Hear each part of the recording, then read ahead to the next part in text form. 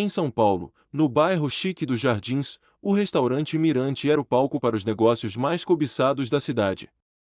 Numa noite de terça-feira chuvosa, a garçonete Juliana, de 27 anos, ajeitava os talheres de prata ao lado das taças de cristal na mesa dos três executivos.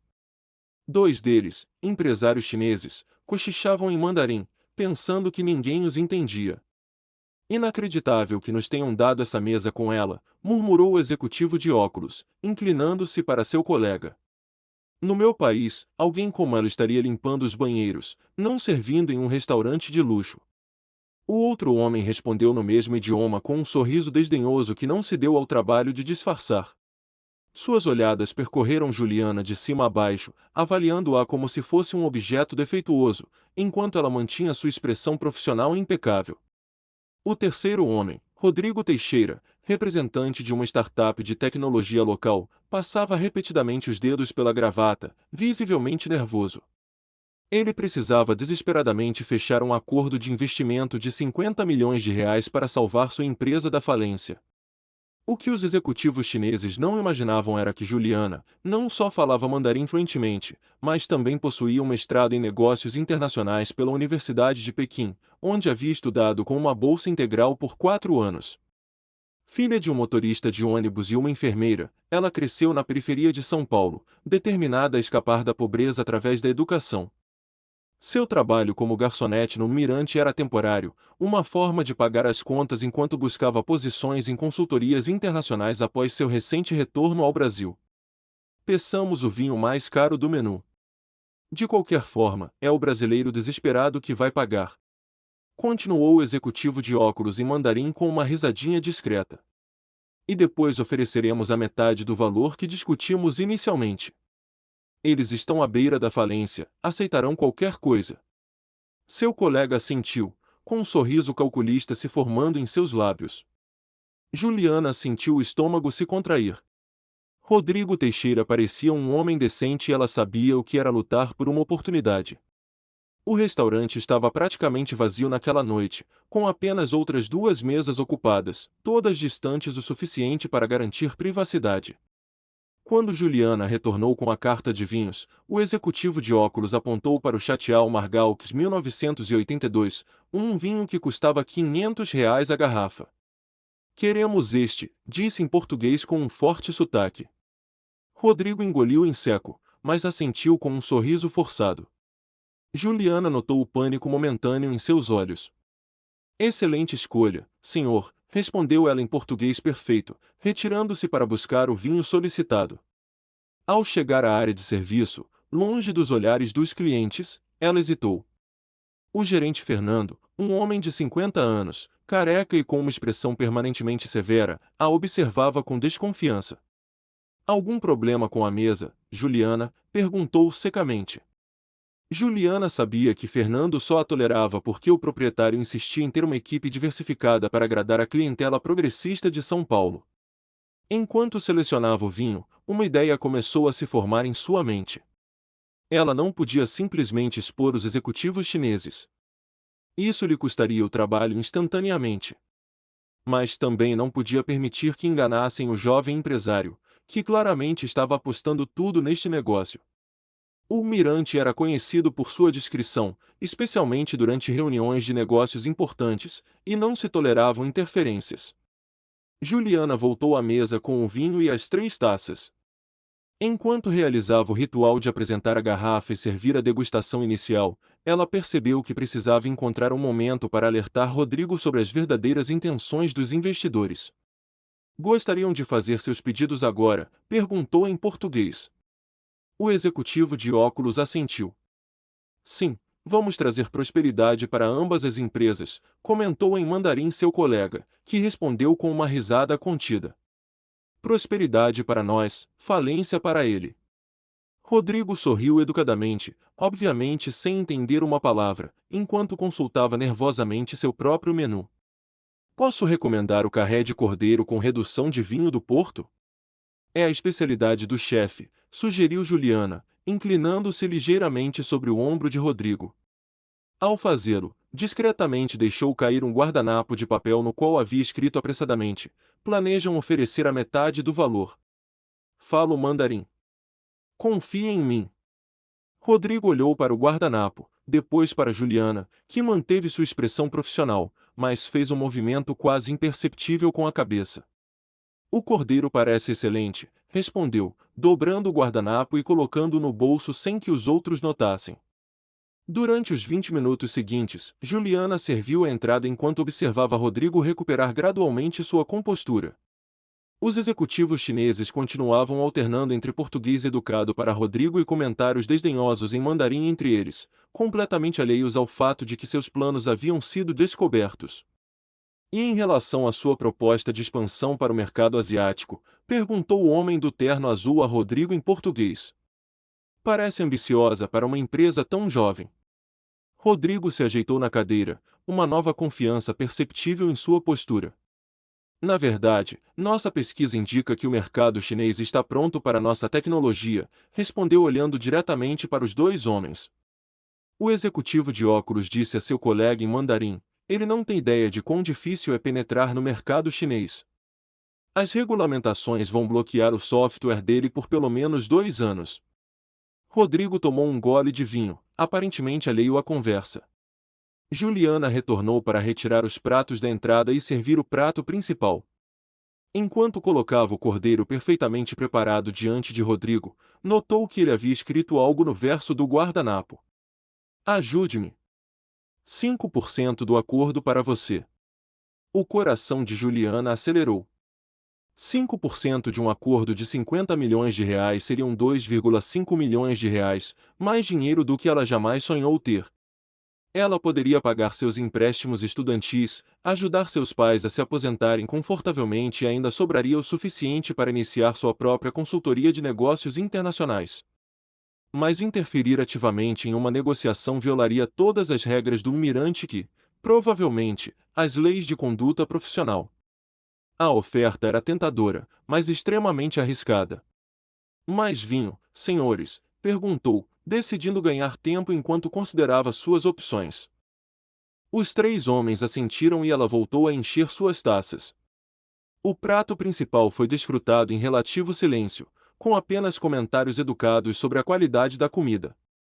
Juliana sabia que as verdadeiras negociações começariam com o café, como sempre acontecia neste tipo de jantares de negócios. Senhorita, chamou o executivo do terno azul em português, poderia nos trazer a carta de sobremesas e café? Juliana assentiu educadamente e se retirou. Ao retornar com as cartas de sobremesas, ela havia tomado sua decisão. O risco era grande, mas a oportunidade, tanto financeira quanto de fazer o que era certo, era ainda maior. Quando os 3 homens escolheram suas sobremesas e Juliana anotou os pedidos, ela fez algo totalmente inesperado. Com licença, senhores, disse em mandarim perfeito com sotaque de Pequim. Gostaria de recomendar o soufflé de chocolate. Leva 20 minutos para ser preparado, mas vale cada segundo de espera. Assim como um bom e honesto acordo comercial vale o tempo investido em negociações transparentes. O choque nos rostos dos 2 executivos chineses foi instantâneo. O homem de óculos deixou cair seu garfo, que tilintou ruidosamente contra o prato de porcelana. Seu colega do terno azul ficou congelado com a taça de vinho a meio caminho da boca. Rodrigo, percebendo o que tinha acabado de acontecer, tentou conter um sorriso. Vocês também falam português, continuou Juliana em mandarim, mantendo um tom educado e profissional, e me surpreendeu ouvir comentários tão fluidos em mandarim. Eu também estudei na Universidade de Pequim por 4 anos e sempre apreciei a ênfase da cultura chinesa em negociações honrosas e relações comerciais de longo prazo baseadas no respeito mútuo. O homem do terno azul se recuperou primeiro. Você entendeu tudo o que dissemos esta noite? Perguntou em mandarim, com um rosto pálido. Juliana sorriu cordialmente. Cada palavra, senhor, incluindo os planos para oferecer a metade do valor inicialmente discutido. Ela fez uma pausa estratégica antes de continuar. Como bem sabem, a confiança é a base de qualquer parceria comercial duradoura. Na China, aprendi que um negócio verdadeiramente próspero beneficia a todos os envolvidos. O homem de óculos olhou para seu colega, depois para Rodrigo, que agora observava a cena com evidente interesse, embora não pudesse entender o que era dito. Esta conversa é privada, disse o executivo em mandarim com voz tensa. É extremamente antiético para uma funcionária. Com todo o respeito, senhor, interrompeu Juliana, ainda em mandarim. Também é antiético planejar deliberadamente enganar um potencial parceiro comercial. Ela fez uma pequena reverência. Voltarei em alguns minutos para pegar seus pedidos de sobremesa. Talvez queiram reconsiderar suas estratégias de negociação. Com um movimento fluido, Juliana se retirou, deixando os três homens em um silêncio tenso. Depois de alguns minutos, Juliana retornou à mesa. Já decidiram sobre a sobremesa, senhores? Perguntou em português, como se nada tivesse acontecido. O homem do terno azul limpou a garganta antes de responder, sim, 3 suflês de chocolate, por favor. E gostaríamos de falar com o gerente. O coração de Juliana afundou. Era isso. Ela seria demitida. Seu emprego no Mirante tinha chegado ao fim. Ainda assim, ela manteve a compostura. Certamente, senhor. Informarei ao senhor Fernando imediatamente. Fernando chegou à mesa menos de um minuto depois, seu rosto uma máscara de preocupação profissional. Há algum problema, senhores? Perguntou, lançando um olhar severo para Juliana. O executivo de óculos se ajeitou em sua cadeira. Sim, há um problema, disse em português. Não fomos informados de que este estabelecimento conta com uma funcionária tão extraordinariamente qualificada. Fernando piscou, confuso. Perdão. O homem continuou. Sua funcionária não só fala mandarim fluentemente, mas demonstra um conhecimento sofisticado da etiqueta de negócios chinesa. Onde encontrou alguém tão talentosa? Fernando olhou para Juliana, completamente perplexo. Eu não estava ciente dessas habilidades específicas, admitiu. Bem, ela é excepcional, interveio Rodrigo, agora sorrindo abertamente. E acho que ela acabou de salvar o que promete ser uma parceria muito lucrativa entre nossas empresas. Ele levantou sua taça em um brinde pela transparência nos negócios e pelos funcionários excepcionais. Os executivos chineses, agora claramente recalculando sua abordagem, levantaram suas taças a contragosto. Pela transparência, concordou o homem do terno azul antes de se voltar para Fernando. Gostaríamos de oferecer um cargo em nossa empresa para sua funcionária.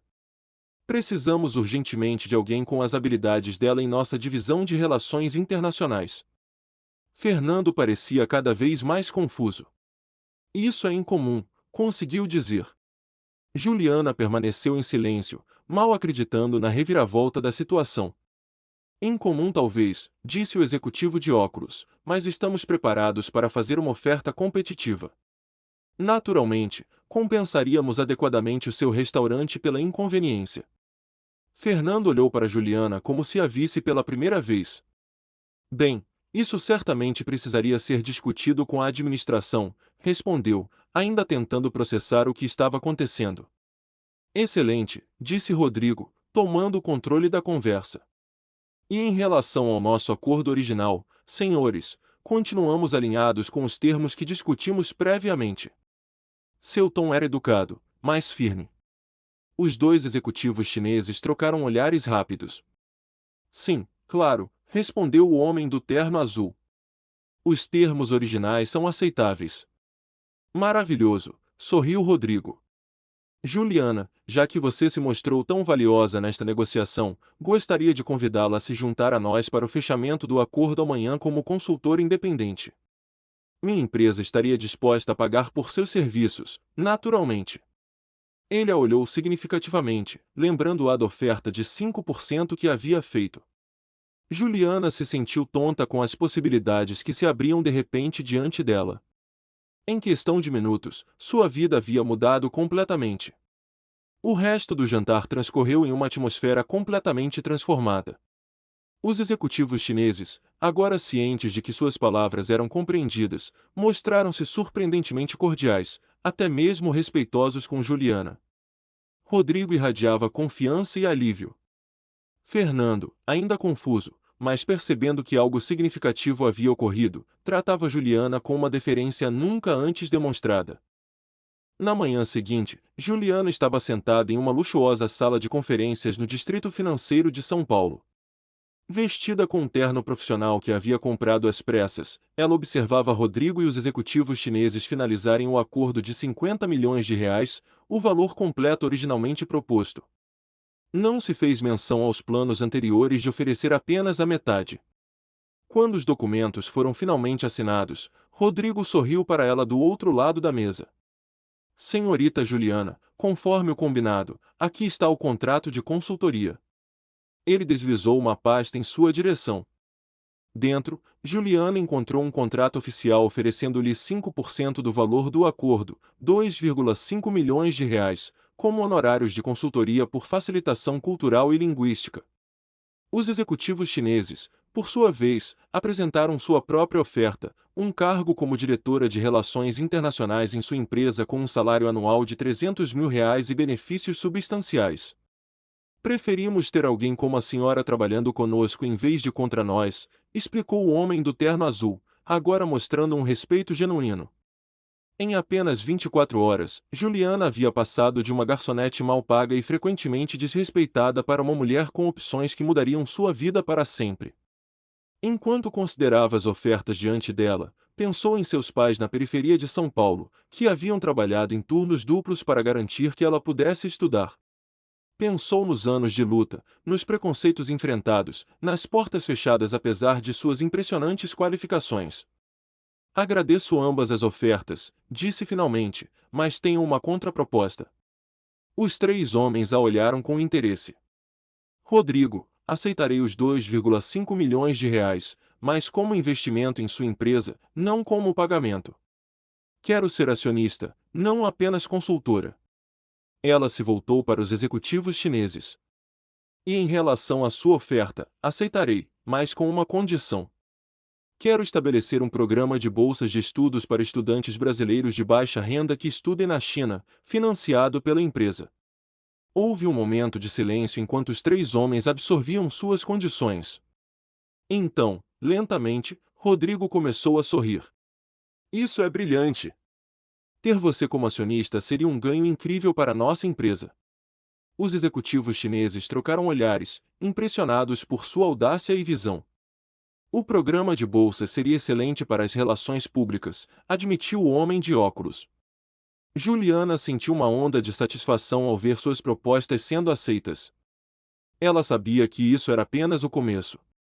Com seu conhecimento, experiência e agora recursos financeiros, finalmente poderia criar as oportunidades que sempre soube que merecia, não apenas para si mesma, mas para outros jovens como ela, que precisavam apenas de uma chance para mostrar seu valor. Naquela noite, Juliana voltou ao Mirante uma última vez, não como garçonete, mas como cliente. Ela pediu para ser sentada na mesma mesa onde tudo havia mudado. Fernando, ao vê-la entrar elegantemente vestida e acompanhada por Rodrigo e os executivos chineses, quase deixou cair uma bandeja de bebidas. Senhorita Juliana, gaguejou, não esperávamos vê-la hoje. Apenas uma visita de despedida, respondeu ela com um sorriso sereno.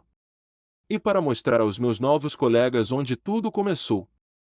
Enquanto se sentava, notou uma jovem garçonete servindo água nas mesas próximas. A menina mantinha o mesmo sorriso profissional, a mesma dignidade silenciosa. Fernando, chamou Juliana, gostaria de falar com você sobre implementar um programa de desenvolvimento profissional para sua equipe. Minha nova empresa estaria interessada em patrociná-lo. A jovem garçonete, Helena, que estava atendendo as mesas adjacentes, ouviu a conversa. Seus olhos se arregalaram ligeiramente ao perceber que aquela mulher elegante havia estado em sua mesma posição apenas um dia antes, e que um súbito golpe de sorte a havia catapultado para um mundo completamente diferente. Helena, que estava fazendo aulas noturnas de informática, se esgotando entre o trabalho e o estudo, se perguntava se seus sacrifícios um dia seriam reconhecidos. Ela cruzou brevemente o olhar com Juliana e algo tácito passou entre elas, um reconhecimento, uma promessa, um vislumbre do que poderia ser possível. Sabe, disse Rodrigo, seus olhos brilhando de admiração e um toque de espanto. Quando me sentei aqui pela primeira vez ontem, estava preparado para perder tudo. Nunca imaginei que a pessoa que salvaria tudo seria alguém que o mundo me treinou para ignorar. Me faz pensar em quantas Julianas eu passei por alto sem ver. Quantas mentes brilhantes ignoramos coletivamente porque estão servindo nossa comida ou limpando nossos escritórios. O executivo de óculos, o Sr. Chan, que havia estado observando em silêncio, finalmente falou. Ontem foi talvez a lição mais cara da minha carreira, e a mais valiosa, admitiu ele, olhando diretamente para Juliana com admiração genuína. Na China temos um antigo provérbio: o jade mais precioso pode estar escondido na pedra mais ordinária.